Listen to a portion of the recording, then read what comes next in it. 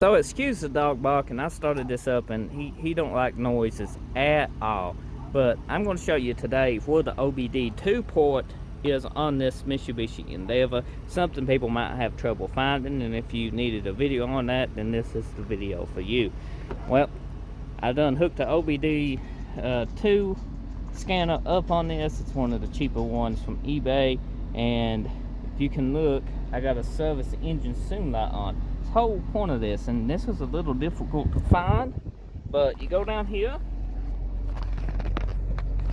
where the gas pedal is, look over on the kick panel, and if you can see,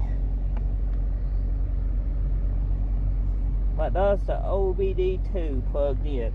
Pretty simple, pretty easy to you know, get to, but my code is P0302, so I'm going to check it out and see what caused this. So hope you enjoyed. If you found this video useful, drop me a like, show your support for my channel by hitting that subscribe button. I got more videos on auto, you know, mechanics, and especially the Endeavor, and I got some gaming and some other videos. Check my channel out. Thank you for watching. See you next time.